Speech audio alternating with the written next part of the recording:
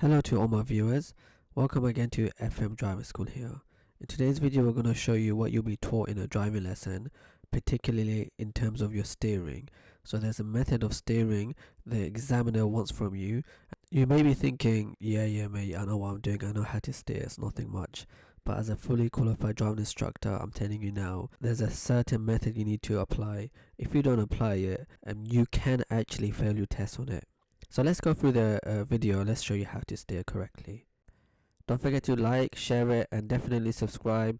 Just one click and makes a big difference to my channel. If you're planning to take some driving lessons, or you know how to drive, you just want to do your driving test, maybe you've learned abroad or with your family member, the examiners want you to drive safely and correctly, and that applies to the steering wheel, how you use a steering wheel. First thing is to put your hands at a correct position, so you should have it at roughly 3:15 or 10 to 2. Between those two slots, that's where you want your hands to be positioned. Let me show you how to steer correctly first.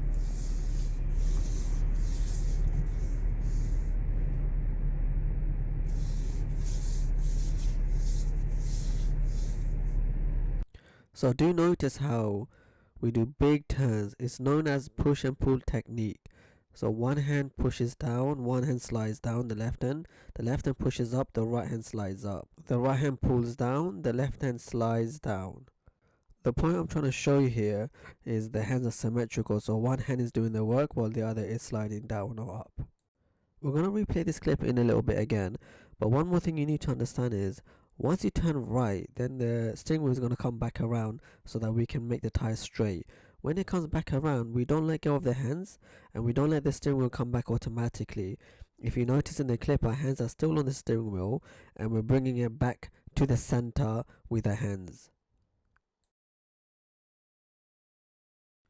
Let's watch it again. We're turning right. Right hand's going to grip and pulls down. Left hand sliding down. Then the left hand's going to grip and push up. The right hand is sliding up. Right hand's going to grip, pull it down. Left hand slides down. Left hand grips, pulls it up. Right hand slides up. Okay, so now I'm going to turn all the way to the left. Now I'm going to bring my left hand, if you look here, just slide it all the way up so that when I pull it down, I'll have a bigger turn. So I'm going to grip it and then pull it down, and the right hand's going to slide down. There you go. Then the right hand's going to grip, pull it up, left hand slides up. Left hand's going to pull down, right hand slides down. Right hand's going to push up, left hand slides up. Left hand pulls down, right hand slides down. As I said, this may seem a bit boring, it may seem pointless. You may think, oh, I don't need to do this in the test, but this is how you need to be driving. We're going to now show you how to drive properly, and we're going to show you some clips how not to drive as well. So as your driving lessons progress, you're going to be more and more confident, and if you've already driven, you're probably a bit more confident as it is, and you're going to have these bad habits or pick up bad habits. And watch what happens in the steering. You're going to just end up steering like this, one hand driving, not really care, not really have control of both hands on the steering wheel, letting the steering wheel slide through your hands, even crossing your arms. Therefore you don't really have full control of the car. And here's another example of driving even with one hand, and it happens. In this case, not even the full hand. The thing is, when you get too relaxed, too comfortable, too confident, you tend to be a bit more laid back with your driving. So just be aware of this. Now you can understand why it's faulted. As I said, if you think about the dangers, if something was to happen, something was to occur, a hazard popping out from nowhere, and at that time your hands are crossed, or you're steering with one hand, or you're letting the steering wheel slide through your hands. So the examiner's point of view is you have no control, something's happening and you're unable to deal with the situation. You might think it's only a split second behind, I've got full control right now, but the examiner's thinking you're a split second away from having an accident. Now there is one question that you may ask is, why if you once in a while just let it slide through your hands? Because it's actually quite common. As you're turning, as a steering wheel goes back, automatically you let it slide through.